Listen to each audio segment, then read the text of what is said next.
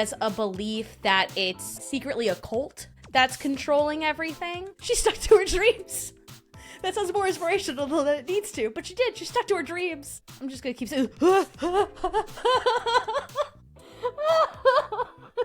looking and doesn't see it.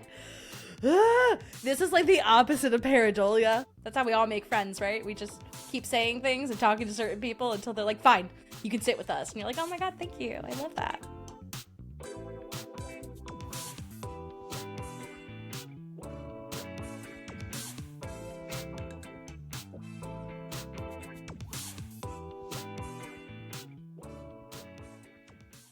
Hi and hello, everybody. Welcome to Ladies Fright. I am your host, Joan. I'm so glad to be here because this is the first live stream, and I figured that I am rebranding this podcast, so it's a good time for you to get to know me and for me to get to know you. I would start by describing some of my favorites. So tonight I'm going to go over my favorite ARG and unfiction project, my favorite creepypasta, my favorite scary show, my favorite cryptid, and my favorite ghost story. And if you're popping in late to this and you see the VOD after, feel free to add in some of your favorites. I should start this by saying that to me, this podcast is all about stories. I believe in some of the paranormal, and I, funny enough, find the more I look into it, the less I actually end up believing in the paranormal. But I'm still having so much fun because I think finding out the reason behind these creatures' abilities, states of mind is so interesting. So I end up debunking myself a lot when reading into these stories, but as I said, I'm still having a lot of fun. So to me, this podcast is not only if the story is true or not, but also why did we tell the story to begin with? And the three core things that I do is that sorry about that. The three core questions that I like to ask myself when I'm hearing about paranormal things is, who is telling me this story? Why are they telling me this story? And why are they telling me this story like this? So this channel is not only going to cover quote unquote real hauntings, or real cryptids or real paranormal. I also do want to look into ARGs and unfictions, as well as creepypastas and urban legends, things along that nature. So we're going to get right into it now. So to start, I'm going to talk about my favorite ARG or unfiction project. And let me start by saying, I should also say that I want this podcast to also explain things or be a reference to some things, because I'm learning too. So I want to learn along with the audience. So an ARG stands for an alternate reality game, first and foremost. So it stands for an alternate reality game. And an unfiction story is in the same vein, but does not have game elements to it. So an ARG and an unfiction story are both stories told online that may originally seem like true creepy things are happening, but when you look into it further, there are game elements into it. So there's something that you need to solve. While an unfiction story is just a creepy story, but it's immersive. So it's made to feel real. An example of an ARG that a lot of people might know is, gosh, it's a good one. A Meow Cat had one that went along with it for a while. So there was that one. There's Human Pet. But there's elements of it that you have to figure out. There's codes that people put into a lot of them, and you'll have to go to a different part of a different website to figure out what that code is telling you. And then an unfiction project that a lot of people know about because it really kind of kicked off analog horror stories in the internet space was Local 58. Now, I am no expert in unfiction or in ARGs. I will say my favorite person to go listen to about that is going to Nightmind, hosted by Nick Nocturne. He does a really good job of breaking things down like that, and he even has a whole catalog of projects so you can like look into different kind of stories that you are like looking into being. I don't know why that's so hard for me to come up with, but yeah, just like looking into different stories about that. And my favorite, I tend to lead towards the unfiction side more than the ARG. I don't have a lot of time to just be looking around for a bunch of things. Hi, Jody, thank you. Hi, Joan, just found your channel through World of Mr. Gray. Love the Theodosia video, or Theodora's video. Yes, thank you. I really appreciate that. Thanks for watching it and coming to this live. We're talking about some of my favorites, because I'm a new channel, just to get to know myself, but also to get to know you. So if you have any favorites you'd like to mention along with this live, feel free. Thanks for joining, Jody. So yeah, actually going into my favorite unfiction, it's actually more of an ARG. But I really like this story of Welcome Home. Now, Welcome Home is a story that is about a fictional cartoon. It was a puppet show that was done in the 70s, and it has become now lost media.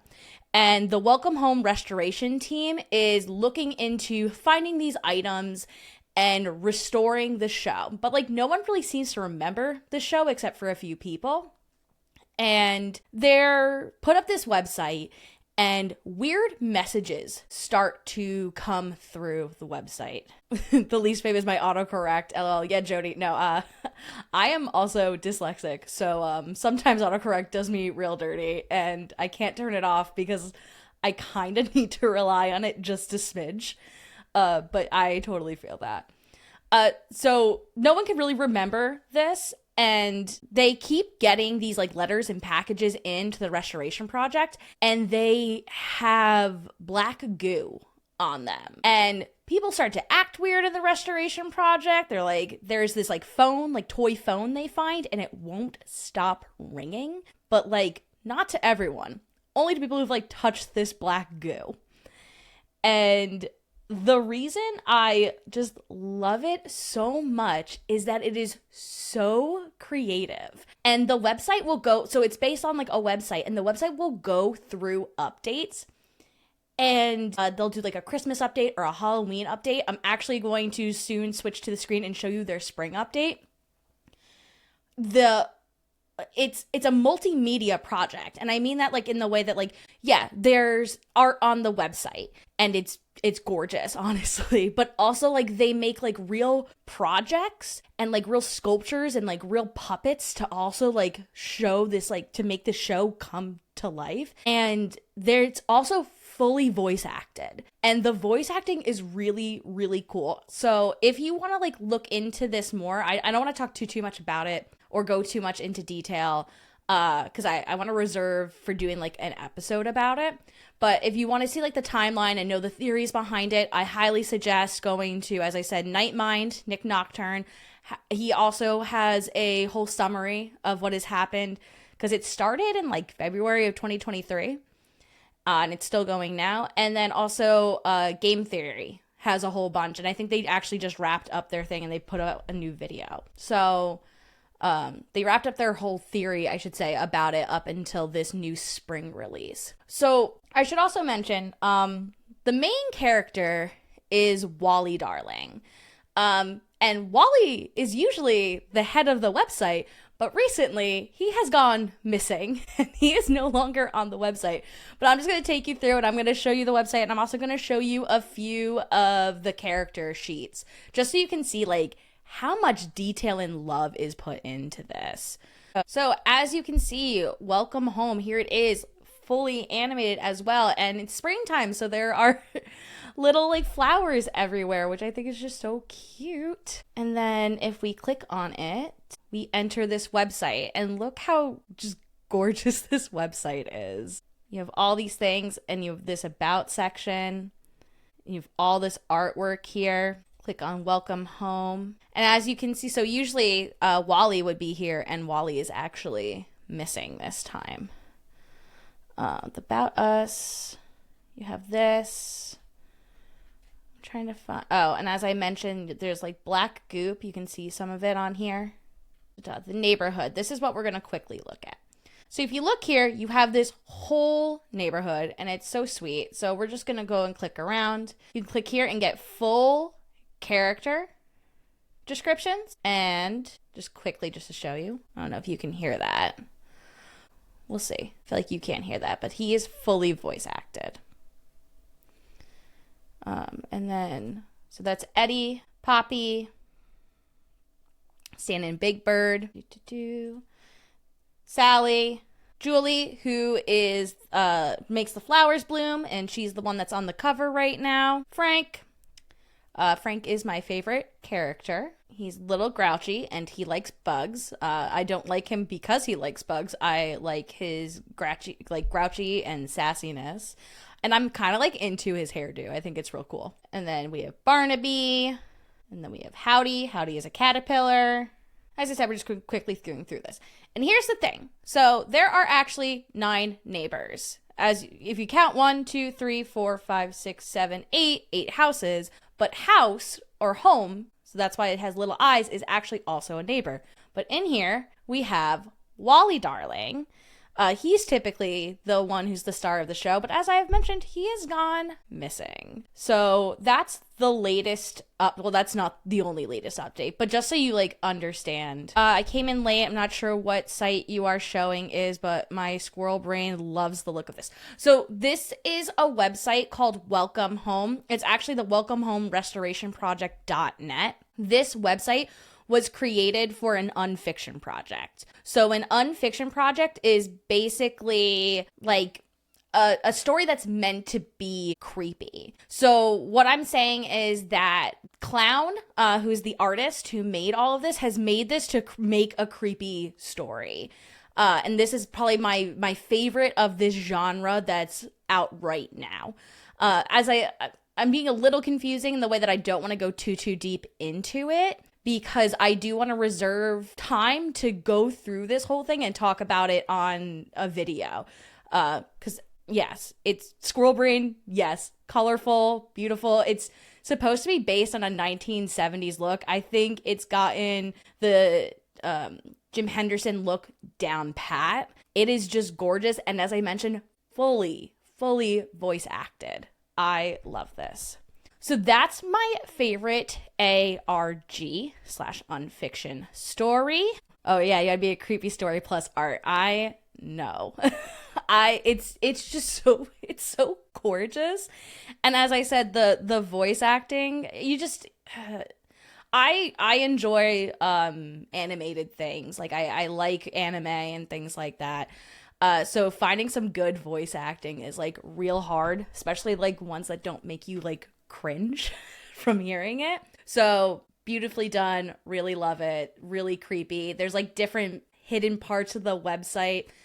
I know Game Theory has a belief that it's secretly a cult that's controlling everything. Not a party until you get a cult conspiracy theory going. It really is not. You know what? Challenge at your next party. See what conspiracy theory you can get everyone to agree to. But like, make it a fun one. Don't make it one that is mean to other people. So I feel like a lot of conspiracy theories are just mean to certain people. So, yeah. But this is not on the list of things, but my personal favorite conspiracy theories is that, what is it? Delaware doesn't exist. It's in the same vein of Australia doesn't exist, or I think it's like Sweden or Switzerland. One of them doesn't exist. Norway doesn't exist. There we go. But I like to think Delaware, the state of Delaware, doesn't exist. I don't really know if I've ever met anyone who like I can confirm was from Delaware. So yeah, or like birds are actually satellites. I think that one's fun. Let's do those. Those are fun. Yeah, just different things about cults and things like that. But that's just the theory for right now. But as I said, I want to go into it. Next one I'm going to talk about is my favorite creepypasta. At the very basics, Creepypasta is a copy-paste story. It means it's a story that's been copy and pasted over and over and over again. I personally feel creepypastas are the internet generation's version of an urban legend. So an urban legend is a story that is told verbally over and over again. It never really has like a pure origin. It's always like a friend of a friend said this, or like my uncle said this about his cousin, about yada yada.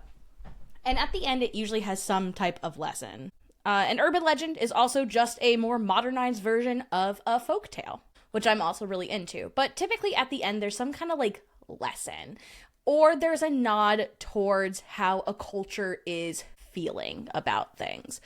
I know I was tuning in to Paranormal Monkey. He recently did one about a bunch of urban legends, and I found it interesting that he was like, there's so many in America. And that is true. And a lot of them are actually because we have a very puritanical culture, meaning we don't like talking about schmecks. Well, I don't like it. We're not as free as our European counterparts, per se, in that subject. So a lot of urban legends have the setting of a lover's lane, and then something bad happens to the couple. And that's to kind of deter young couples from making love. We'll put it gently, very gently. Smex is copyrighted because I want to start using it. Is that copyrighted? I don't think it is copyrighted. I know I usually say schmex. That might be more copyrighted. I think you should just drop it into casual conversation. It won't be cool unless you use it an obnoxious amount of times. And then people have to like it, right?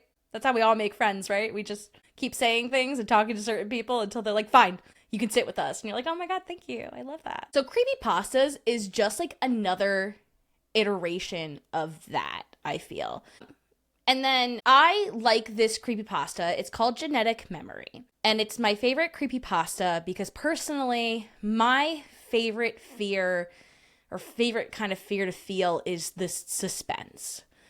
I like the nothing bad happened, but it could have kind of fear. And this does it so well. And I think it's also just like a nice introduction to creepypasta. So I read this back in the day, 15 years ago, because I was probably like starting college. So it was probably about 15 years ago. And it was the first time I was being introduced to creepypastas. And this was the first story on the webpage. And I think like that tone setting that this story does is amazing. Okay, and I will... thanks for loving my sense of humor. I try to be funny. It's a coping mechanism. So, genetic memory. Many classic horror icons, such as Geiger's Xenomorphs or Silent Hill's Pyramid Head, and other disturbing characters, share common characteristics. Pale skin, dark sunken eyes, elongated faces, sharp teeth, and the like. These images inspire horror and revulsion in many, and with good reason. The characteristics shared by these faces are imprinted in the human mind. Many things frighten humans instinctively. The fear is natural and does not need to be reinforced in order to terrify.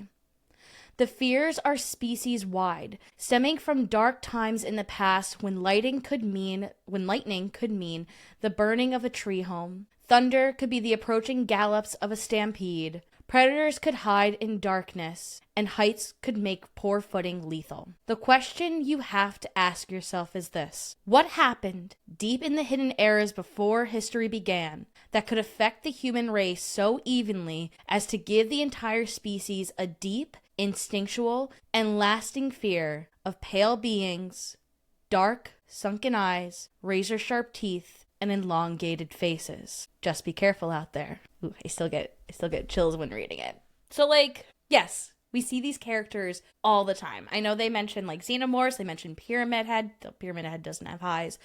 But you can think of the creatures in Japanese horror, like The Grudge and I'm gonna say the wrong name, but The Ring is the American version of it, and those pale faces and those dark colored eyes. And like some of the answers, seem very surface level. The idea of like, well, pale skin, dark sunken eyes, that could mean illness. So yeah, that would make sense why we would fear that a little bit. And then like the idea of like something with razor sharp teeth and elongated faces. Okay, that's very predator. That's, very wolf-like almost. But like the combination of the two, it does make you question, like, is there something out there that resembles that, and that all of mankind has seen and therefore is like an instinctual fear? Or are we all that kind of creative and have all created an amalgamation of these different creatures that we've like seen, and we're like, well, what'd be really scary if we just smash them all together? That'd be real scary. So like it makes me wonder. And like another reason I started this podcast was the idea of like talking about why so many cultures have very similar creatures in them. So like every culture, not every culture, I shouldn't say that, I shouldn't speak in absolutes. A lot of cultures have a witch. A lot of cultures have a werewolf or a vampire or a Sasquatch like creature in them. So like, why? History, science, folklore, ghost stories, best combo to make us think, to keep being creative. Exactly. So like that's the other thing. Is it creativity that we have these things? The answer realistically could also be colonization. We know that there are stories that were believed to be, especially, so I'm in America. We have stories from Native people in North America continent and the South America continent that we know used to be one way. And then conquistadors came in and changed the stories. One of them being parts of these Hispanic cultures had duendes, which is a type of fairy creature. And some duendes are explained now to have dark features and they steal children. But before colonization, these creatures were actually to help with childbirth and were like woodland creatures that would just protect the forest. So like, making dark features seem evil. Or that's not, universal. That's something that came over. So I also find it interesting of like how stories morph to talk about cultural fears and how they're used against even the cultures that they were originally about. And I think it's important to talk about those stories, not necessarily to make people like think something doesn't exist or does exist, but more to honor the original like reason for the story. It does tend to end up debunking a lot of stories, but I think it's just so much fun to figure out why they were being told in the first place. We need people to look back through colonization to rescue original stories. Thank you. We really, really do. And like, I'm not going to say that I'm going to be perfect at it. I only speak English, and that does put a disadvantage to like a lot of native stories. And like, I'm not talking about necessarily like Native Americans or Native South Americans, but like, Aboriginal people, First Nations people in Canada. I only speak one language. Unfortunately for a lot of people. So like it's hard to do that, and I acknowledge it. So I'm giving my Scouts honor that I'll try my best to find what I can. I do like to share most of the information that I find in general.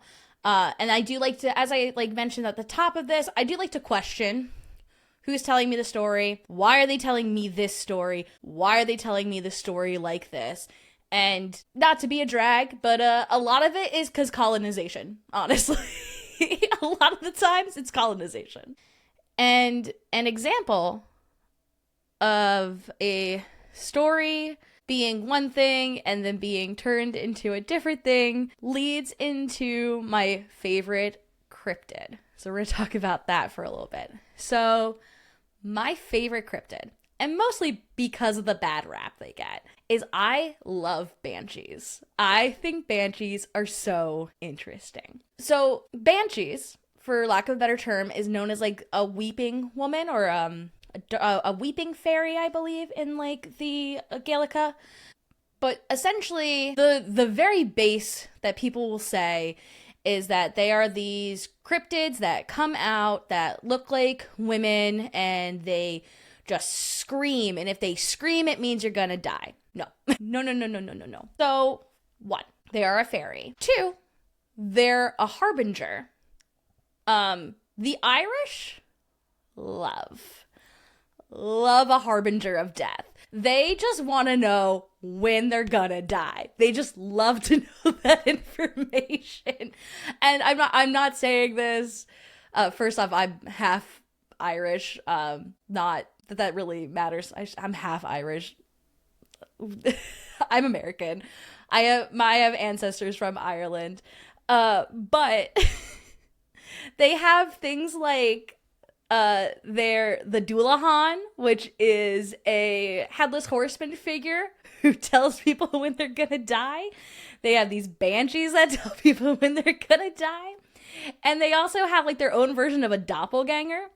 And if you see your doppelganger, the only part of them is different is like how you're gonna die. Like it gives you a hint. So they just want to know really, really badly. Oh, so back to my BFF, the Banshee. So she actually doesn't cause people's death. She just warns about it. And doesn't even warn everyone about it. I think like there's 8 families in Ireland that have a banshee attached to them.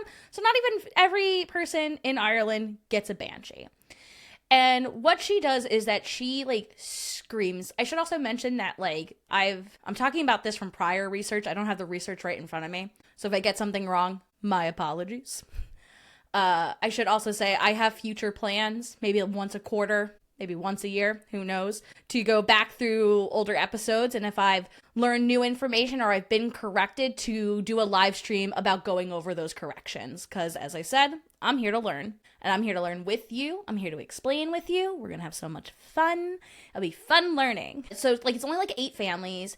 And she does this thing that's called kerning. And kerning is when people purposely wail at a funeral. And like the louder they wail, the more honored that person was. So that's also why only certain families have a banshee. Because like only certain families deserve to be like mourned that much. And she also doesn't always scream. So that's the other thing. Like she's kerning, she's like weeping. So she'll have like red eyes, like dried lips from like screaming. Family gotta be worth a banshee, as it should be, right? If you're gonna make a woman work, you better be worth it. So she sometimes too, she's not even screaming. Sometimes she appears as like an old woman who's washing clothes at a riverside. And you'll know who is going to die, because it's usually not you. It's usually not the person who sees the banshee. And it's kind of like a save the date more, where it's like, hey, Uncle Tommy, he's not doing too good. You might want to call up the family, get them ready to go. But sometimes, so like you can tell who's dying, or who's going to die, I should say, because she'll be washing their clothes. So like if you're like, ooh, that's Aunt Marie's scarf, you can send out, you can call the papers. You can tell them, you can ask them how much an obituary is gonna cost. Obituaries cost a lot of money nowadays. It costs a lot of money. I'm almost wondering if it'd be easier if like I got my husband to like rent a like plane that has like the signs on the back, and just be like, hey, she's gone. You can all come out from hiding now. Just kidding. He wouldn't say that. No, he wouldn't say that. He loves me. So yeah, I think banshees get such a bad rap because people are like, oh no, I'm gonna see a banshee. That means I'm gonna die. No. A one fun thing I did learn about banshees too is that they actually, like many other things, might be an owl. So it's the idea that people would be trying to quietly go into battle, and then an owl would fly and like screech, and it would sound like screaming, and it would give away your position, which would mean like death to your group. So that's how that kind of became like a harbinger kind of a deal. So just like really interesting. I might once again go a deeper dive into banshees probably on a live stream. So maybe around St. Patrick's Day our time. Fun fact is that I recently, like this past year, went to Ireland and we had a great time. We actually flew into Edinburgh, Scotland first, and then we took another plane and we landed in Dublin, and we rented a car and we did like all of South Ireland. So like the major big cities. And I drank way too much Guinness while I was there. And now I have a certificate that says I poured a good Guinness, which you can get when you go to the Guinness, like plant there, like the Guinness experience there, which if you're ever in, Dublin, Ireland, I highly suggest doing. It was a lot of fun. I thought I was gonna get a certificate that says I could pour a Guinness, and we like recently bought a house like 2 years ago, and we, as a housewarming gift, our friends gave us a kegerator, and I was going to print it out and I was gonna hang it up and be like, look at that, I'm qualified to pour this Guinness, and it doesn't even say that, so we haven't printed it out yet. Had to do obituaries for parents recently. Oh, I'm very sorry to hear that. Recommended going through funeral home website and text everyone link. Main newspaper, free announcement is included. Oops, sounding gauche and heartless. All right, no, you're not. Or am I sounding gauche and heartless? I'm very sorry. Sorry. I didn't mean to. I was more mocking myself, not mocking anybody else. I'm really sorry to hear that. That is very rough. Yeah, a lot of like funeral costs are very, very expensive, like unnecessarily so. There's a lot of weird extra fees added and things like that. Adam Ruins Everything did an episode about it, and it like changed my mind on how I want to be treated after death. I've asked my first off, oddly enough, I think, not oddly, morbid enough, I think you should have a plan. I'm gauche and heartless, you're fine. You're not gauche and heartless. Don't worry. Death is natural. People go through it. People deal with it different ways. There are some things about death that are pomp and circumstance, and they seem mundane, which is weird. Especially like putting out a newspaper, that's not part of your grieving process. And it might be for some people, but it's not for everybody. So it's okay. Don't worry about it. No gaucheness here. You're cool. We're cool. But no, I've told my husband that we need to have a plan for what we're gonna do just to make it snappy and easy. I want to be a tree really, really badly. I do plan on going before him because that's my plan, because I don't want to deal with anything. And I told him that he needs to go and tell ghost stories under my tree and pretend that it is haunted. I don't care if he needs to fake it. It needs to be a very haunted tree. And that's only funny because he is a non-believer through and through. So he hopefully will do that for me. My parents had prepaid plans. I don't know how I would have handled it if they hadn't. Yeah. It's important to have that plan so that your family members don't feel rushed and pushed into things. And so that also your family members have like time to grieve, because it is a terrible, hard time to go through. And things have to happen quickly. So yeah, haunted tree is awesome. Thank you. I appreciate it. My whole thing is like, I breathe a lot of air. I should probably give some back to the world in some way. My biggest fear is my tree's actually going to be cut down at some point, so I don't know how I get that protection. I gotta look into that. I can't say what he wants to do, because I'm pretty positive it's illegal. The short of it is he wants to be cremated. I'm not going to say what he wants done after. The answer is a no from him, so he has to come up with a different plan. But yeah. That being said, as I mentioned, my favorite kind of haunting is one where, or like I shouldn't say haunting, my favorite kind of scare is one where nothing happened, but it could have. Sorry, I didn't mean to be a downer. Turned into chum and fed to shark. You're not a downer. We're talking about ghosts. Part of that's death. I don't know if anyone told you, but like you kind of have to die first to be a ghost. Well, you don't always have to die first to be a ghost, but that's a different conversation that I can look into. Like there's several like stories of like people like projecting themselves and like other people seeing them. A lot of the times it involves like nuns and young girls. I am gonna specifically do an episode about like why are ghosts and the paranormal obsessed with prepubescent girls. Feels like there's an underlying message there, honestly, and I want to look into it and just double check. Just make sure we're all Gucci, we're all good down there, because I don't think we are. I don't think we are. Chum for sharks is fun. I do like that. Future ghost with a dark sense of humor here. I love that. That's great. My coping mechanism is making a joke out of something, so like might not always be the best for that. Might be a bad reflection for you, and I apologize.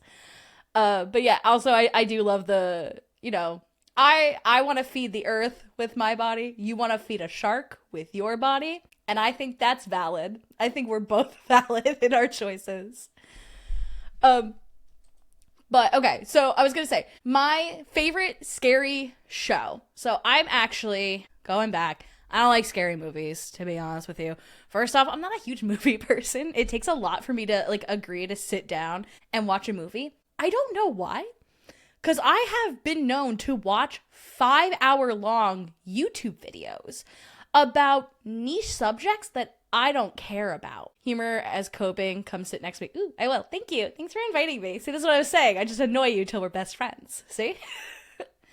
So like, I don't like movies. I'll watch a 5-hour-long YouTube video about a niche I don't even care about. I just want to know something about it. I just like when people like talk about their interests. I think that's really fun. I also don't like gore. Like I'm really bad with gore, and I feel like a lot of scary movies either rely on gore or jump scares. And like I don't get scared at loud sounds. I just react to loud sounds, and it's not pleasant.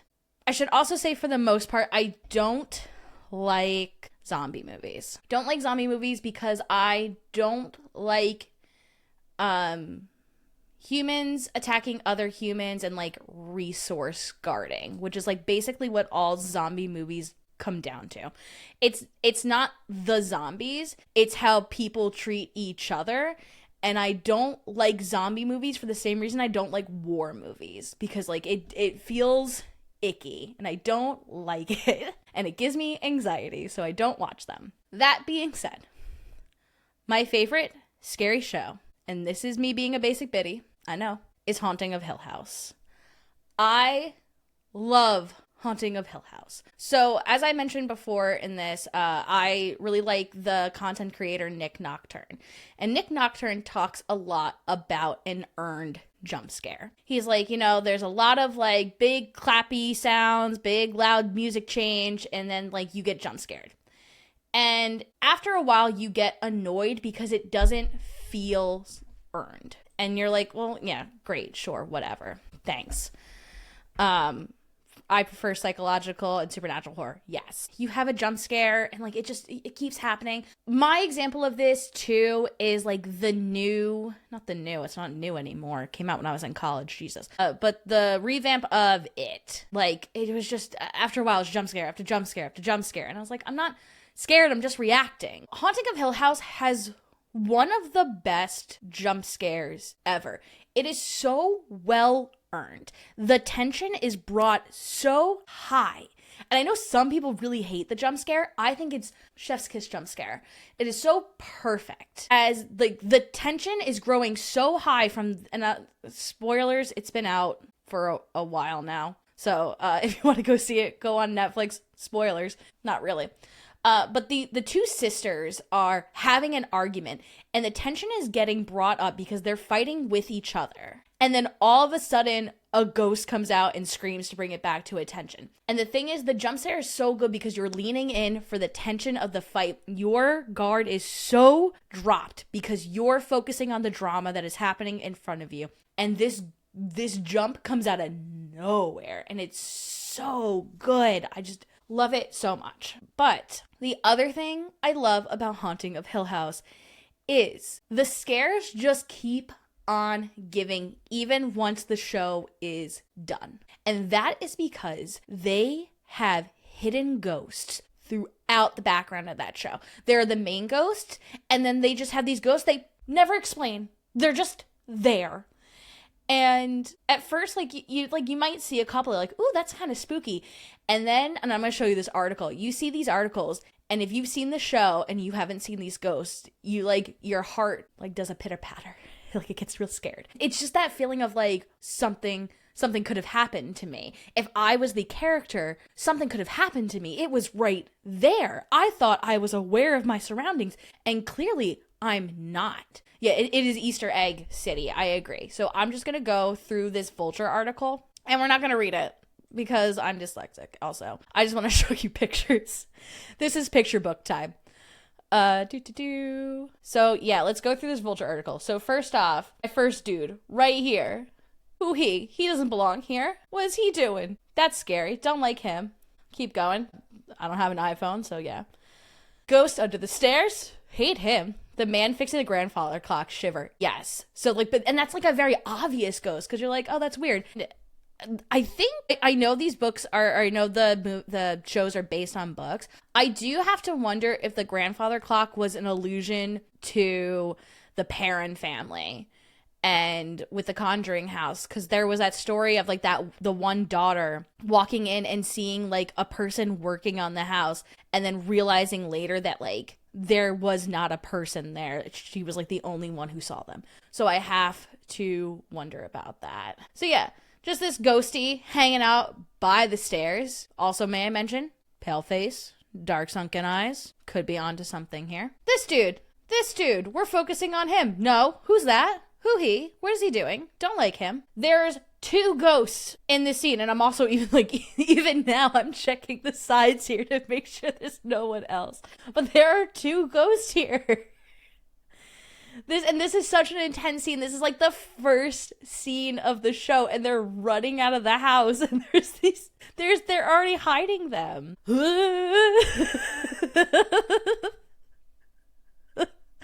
This is the rest of the stream. It's just me making sounds at these ghosts.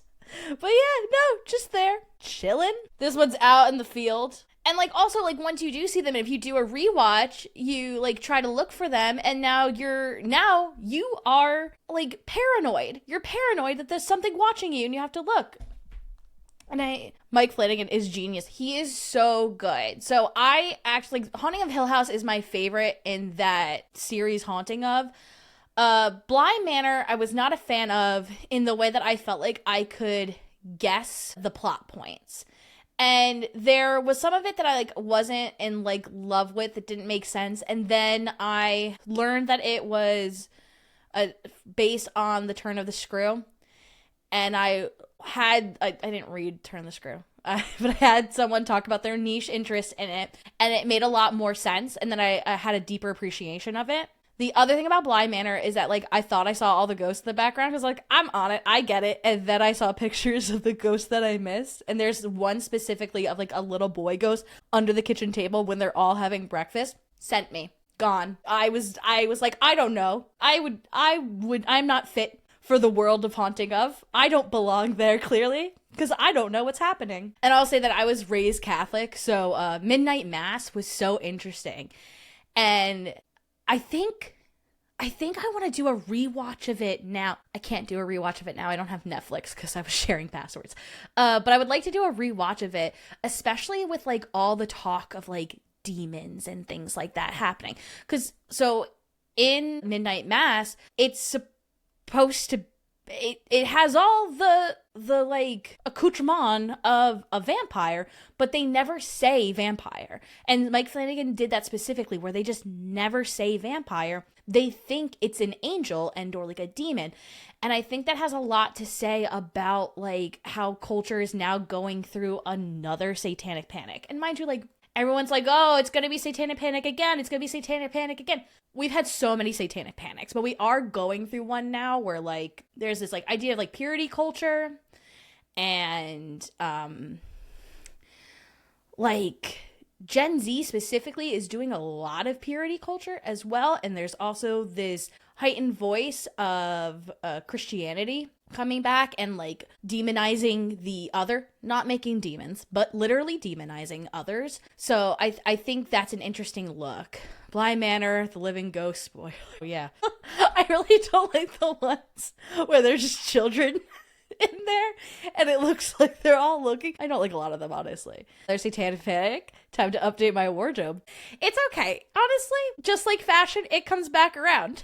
Just wear whatever you were wearing in the early 2000s. If you were alive in the early 2000s. You don't have to tell me. But if you were alive in the early 2000s, just wear that. They're trying to bring, I don't think they are anymore. They're trying to bring back the like low-rise jeans, and I wish they wouldn't. They hurt my feelings once. I don't need them to hurt my feelings again.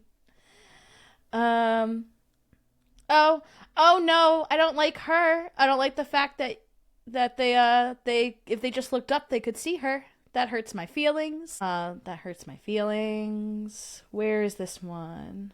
Problem is I can't see this one. Where does it say it is? Can you even see them? I can't. Okay, well, that will leave me with nightmares tonight. Don't like this person, because this person's facing us. Don't like that. No, I'm just gonna keep saying, she's like looking and doesn't see it. This is like the opposite of pareidolia. Like the pareidolia is with like you see faces when they're not there.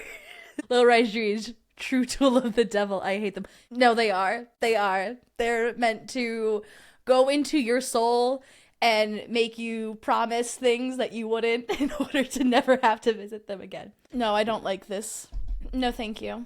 Next, please. Okay, she be chillin'. Now these feel, the ones in the background, I will take. They feel a little less bad after what we've been seeing. Ooh, maybe I should do that on stream sometime, play observation duty. But I'm actually really bad at observation duty. So you can see that, but that gets creepy. Don't like you, sir. You can go back to where you were coming from. I don't enjoy that. So for the last thing, I would like to share my favorite ghost story. My favorite ghost story. Now I have to rewatch Hill House things. You do. You're welcome. I mean, you're not welcome because you have to pay for Netflix, which stinks. Not that I'm saying you should boycott Netflix. I'm not part of whatever bandwagon that is. I'm saying I was sharing a password and now I can't share a password, so I just don't have Netflix anymore. My favorite ghost story is that of the Greenbrier Ghost. For those who have not heard of the Greenbrier Ghost, that comes from Greenbrier County in West Virginia, and you can actually see a historical plaque. And it is, honestly, it is the perfect mix of true crime meets the paranormal. Because this ghost solved their own murder. So in 1896, Elva Heister, who had the middle name Zona, married a blacksmith, Irma Sterling Trout Shoe. I'm also reading that I have notes for this because I did talk about this on a friend's podcast of mine once. If you want to see it, it's Crime Cult and Coffee. So good. We had a great time reading this. But so anyway, she marries this guy, Edward. And Edward has had a couple of wives before. And one died mysteriously. And the other one left and said he's abusive. But poor Zona, she married him anyway. And one day, a young boy comes to the shoe home.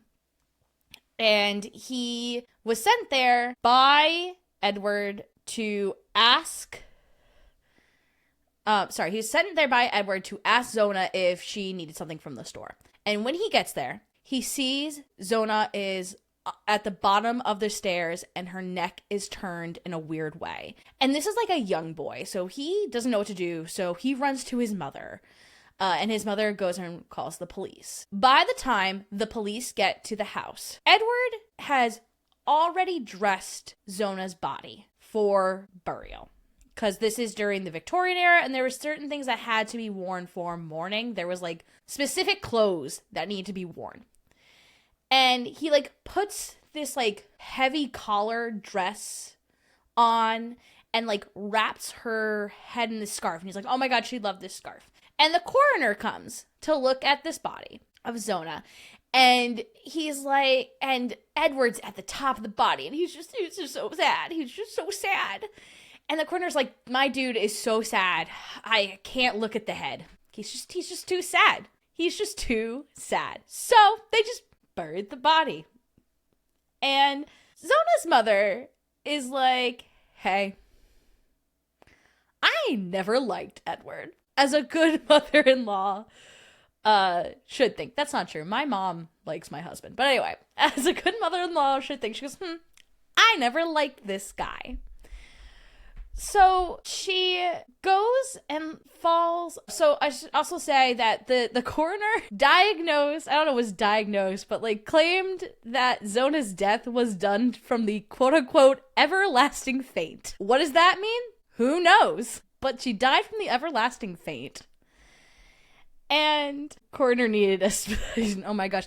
Yeah, coroner needed a spine and he needed to check the spine. So and her, like, they have her body to be looked at on January 24th, and it was the day after the body was found in her hometown, and attendees' grief could not even distract from how odd that Chu was acting, so how odd Edward was acting. So, like, you're supposed to, so, in the Gilded Age of America, which is when this was happening, I said Victorians, more the Gilded Age, you're supposed to act a certain way when someone dies. And this is the mourning period. And, like, there's actual, like, protocol for how you act when someone passes away. And Edward wasn't doing that. Edward actually seemed a little bit, like, angry at the funeral. And people were like, you should be a little sad. He goes, no, I'm be agitated. And for the next 4 nights, everlasting faint, act of God, nut allergy, who could know? This is going to be such, like, an out there reference, but wasn't an owl on the staircase? Who could know? Watch the documentary The Staircase to figure out what I'm talking about. Actually, watch the end, because I don't even talk about that till the very end. So Mary is Zona's mother, and for the next 4 nights, Mary has a dream about Zona. And each time her dream would play out as followed. A bright light would appear and take on her daughter's human form. The room would then drop in temperature to a chill. Zona would desperately tell her mother her death was not an accident, but a murder, orchestrated by her husband after months of physical abuse. Edward's final attack was a result of the rage he had when he thought Zona had not prepared any meat to go with dinner.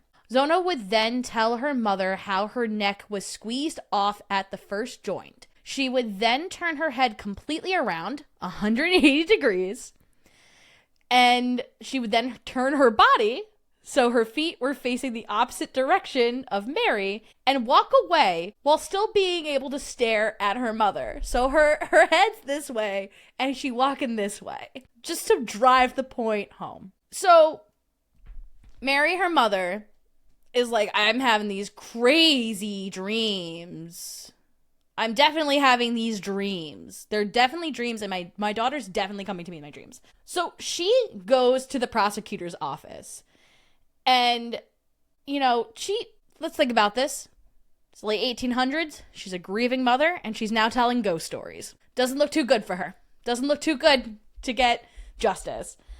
So she goes to the prosecutor's office, and she argues with the prosecutor for 3 hours about this.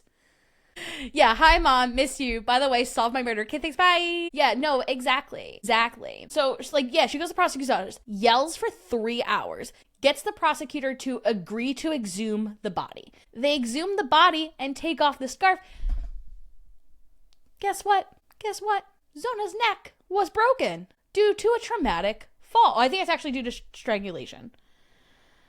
And so the murder trial began, and Preston, the prosecutor, chose Mary as his star witness. Both legal parties understood how the story would sound. Like, it would sound real weird. But Preston kept his questioning to being about the facts of the case. While the defense team tried to exploit how bizarre her story was, she never changed her story. She kept her story, no matter the type of questioning. She kept it to what she knew.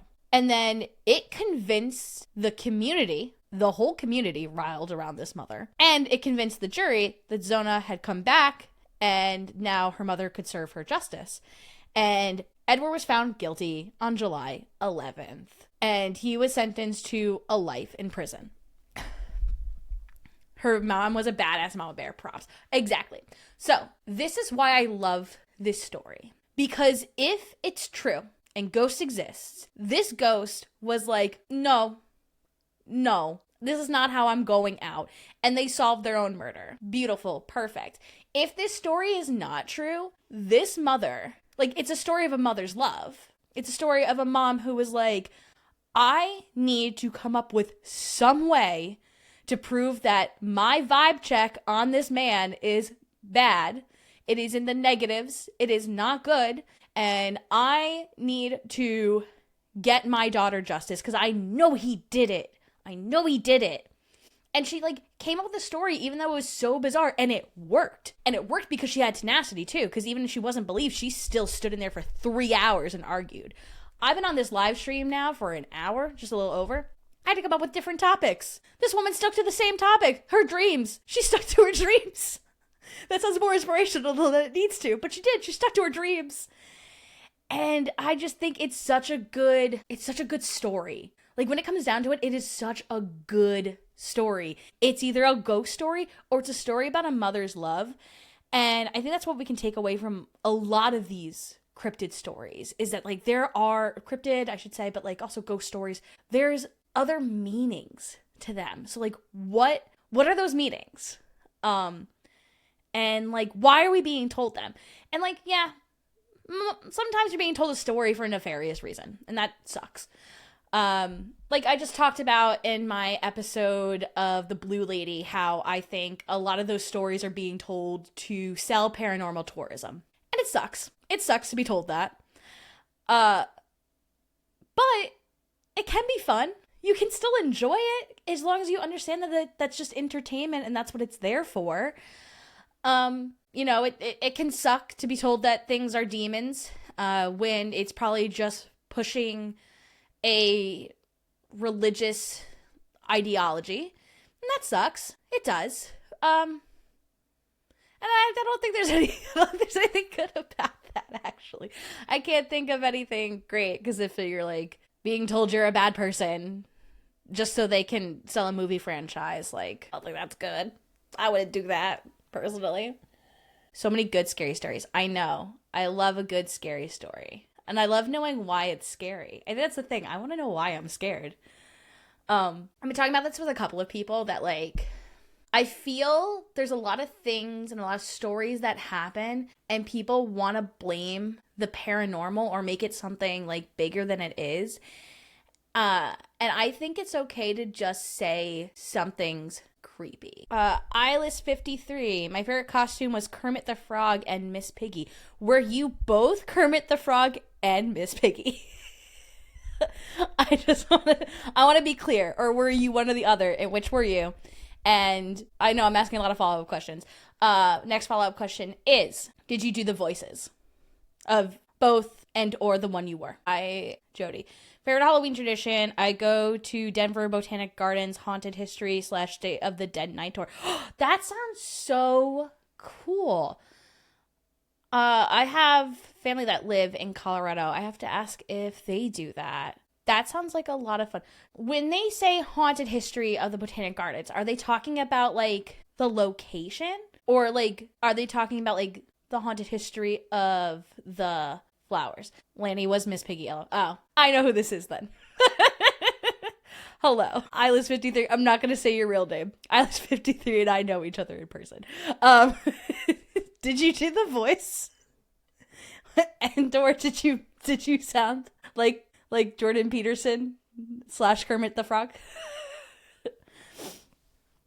Okay. And then, yeah, do they talk, oh, sorry. So do they talk about the haunted location itself, like of the gardens, or do they talk about like the mystical properties of like the plants? Cause like that would be cool too to hear about, if that question makes sense. Gardens built on cemetery where bodies not moved.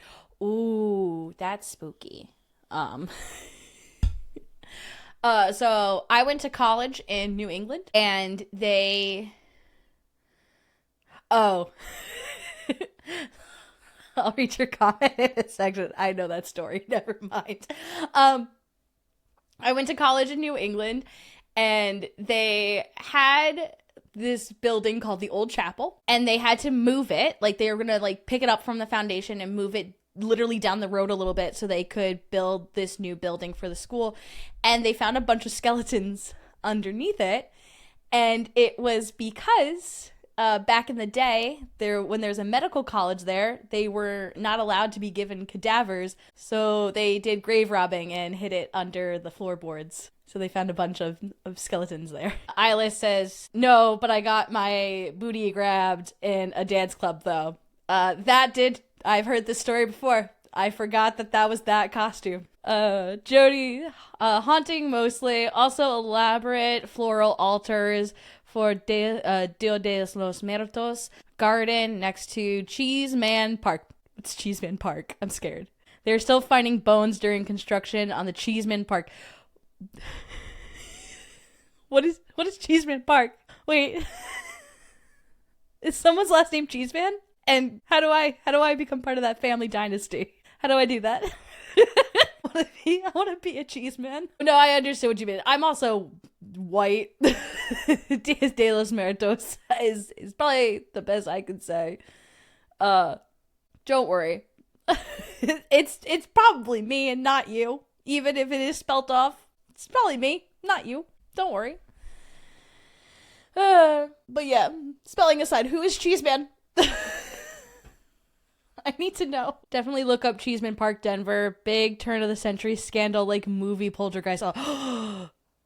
Okay, I have a running list of future projects, so I will add that to my list of future projects, not products. I'm not making anything yet. No, I'm not gonna make it. Okay, Cheeseman Park. That sounds like a great time with my clacky keyboard. Well, that being said, I have been here for over an hour, and I appreciate it so much. Thank you so much for joining us. Jody, especially, thank you for sharing. If you were not able to catch this, I will be cutting it up a bit, trying to make myself sound a little smarter than I actually sounded during the live, and putting it up as a VOD next week. I'm going to try, the schedule is going to be every other week doing a live stream. Lenny wants you to know that she's here too, but she's a loser without YouTube app, so she can't type in the chat. So are you suggesting that I should say all of her secrets now, and then she can't deny them? Is that the best course of action? So as I was saying, the planned schedule is to do every other week a live, and then the weeks that I'm not doing a live, putting out a pre-recorded content. So I actually have anything this week. Obviously I'm doing this live, and then I'm going to put up the live the next week, and then we're not going to have a new episode until November 4th. But we have November 4th is coming out, and then the week after that I have all of November pre-recorded, and that's done, and I'm working on a major project for the first week in December.